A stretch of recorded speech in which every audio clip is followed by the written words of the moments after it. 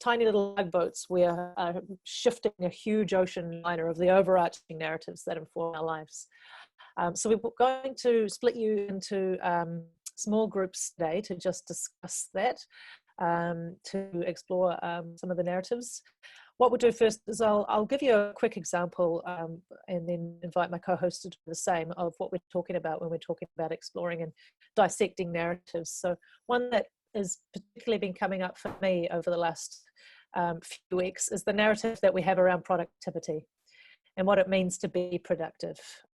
We predominantly think of that in an economic sense.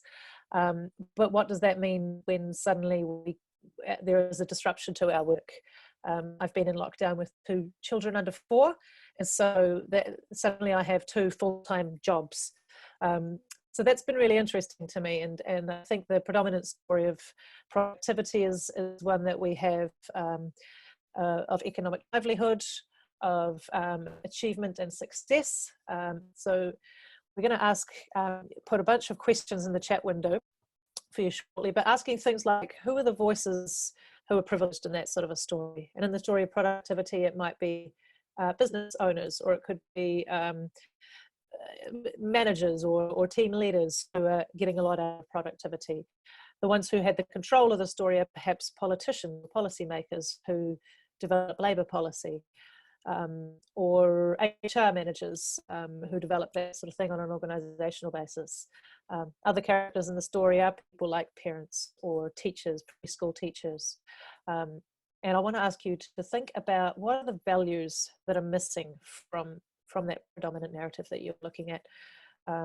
So in the case of productivity, perhaps it's the narrative of joy, of stillness or spirituality, or the value of, I guess, gratitude in just realizing what you've got and that is enough. And so we're going to put a bunch of questions in the chat window.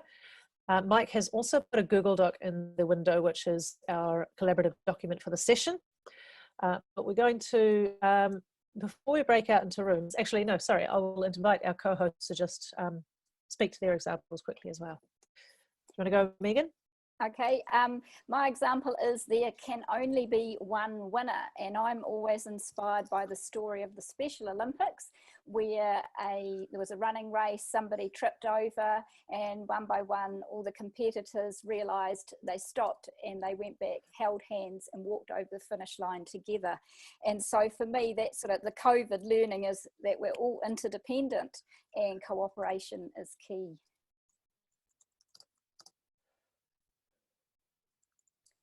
Mike, would you like to share yours? Yeah, mine's, I suppose, whatever we decide is normal is through words and language. And my example is mental health for a very long time was seen as a stigma, and then through words, if nothing else. And John Kerwin and his particular campaign and others using the power of words to redefine what was normal and what was acceptable. It doesn't take us all to go out with a shovel and build stuff. If we use the power of language to change the way that we view things, then maybe we've got a chance. So that was my example. Wonderful, thanks, Mike. So what I'm going to do quickly before we break you out into rooms is we're just going to spend a minute or two in quiet reflection. If you've got a pen and paper or you're typing on your computer, but feel free to make some notes. But I'd like you to think and try to identify a problematic narrative that has been front of mind for you, I guess, during this time. And it could be a lot of different things. We've shared a few here. Some other examples might be things like the story of infinite growth that we have in our capitalist society, or the winner takes all, the story of I've just lost my notes here, sorry. Like but have a think of it. Poverty is the product of lazy and unmotivated people. Nature is a resource for humans to use, which Stephen talked about, an extractive economy. And the government is always out to get us. These sorts of norms and statements that we live by. Thank you, Megan. So just have a think about that. So step one, identify your narrative. And then what we're going to do in the breakout sessions, and I invite you to just think about this for a few minutes first, is answer some of those questions that I put out there before. So what are the values that are missing from that story? Who are the stakeholders? Who are the actors in that story? If it was a, if it was a film, what would be the, who would be the hero? Who would be the villain? Who would be the sidekick? And who are the other people and communities along the way? What role do you play in the story? And whose voice is allowed in the story? Who holds the control and the power?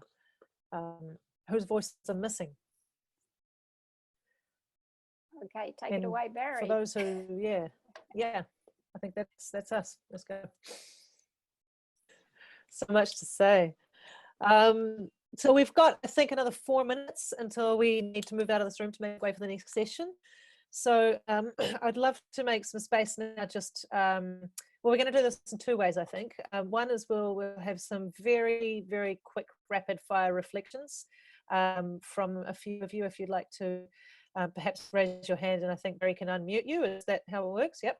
I'm thinking, like, your sort of 15 to 20 second elevator pitch of what you've learned. So just 1 sentence reflections would be great.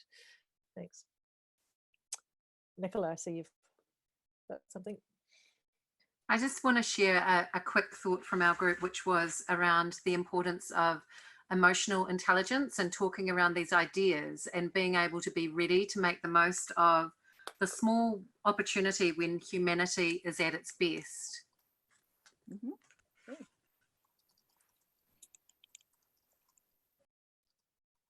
I think Richard's got his hand up. Richard, yeah. Mm-hmm. One of the people in our group, Peter, who I can see on the screen, made a really good point about that we have time, and it's actually making time for those connections. And to echo Libby, because those connections are there, we just have to be intentional in finding them. Yep. Thanks, Richard. Libby? Or did you have something? No. Or no? Okay. Mikey. There was a term shared that I'll share with the group called apocalyptimist. Great, I love it. Love it. What does it mean? Staying positive and looking towards the opportunities for growth that COVID gives us. Positive growth, not more growth, but positive growth. Yeah, cool. Nice, thanks, Mikey. Mark, did you have your hand up a moment ago? Thank you.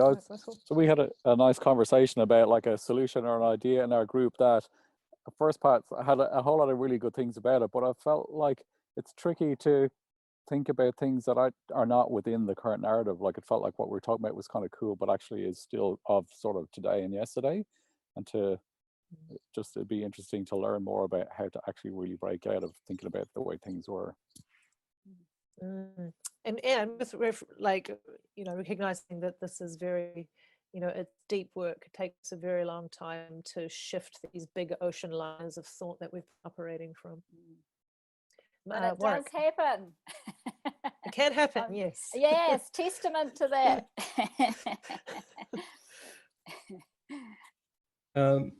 Our group, you could see that we were getting a little bit uncomfortable, and some of the stuff that was like a bit painful and struggling, and I think it's important to just be conscious of the things that maybe don't align with our own values, but perhaps we've allowed ourselves to be allowed ourselves to participate in that narrative. And maybe when this is a very good time to question that. Absolutely. I think as a final close off, I'd love to invite everybody, if you've got one thing you can do today or next Tuesday when we come out of lockdown, sort of, what would be the one thing that you can do to change a narrative? And I'd love to invite you to just put that in the chat window so that we can get everybody's thoughts, and we'll copy those across into the Google Doc that we've been working with as well. So go for it right now. One thing you can do.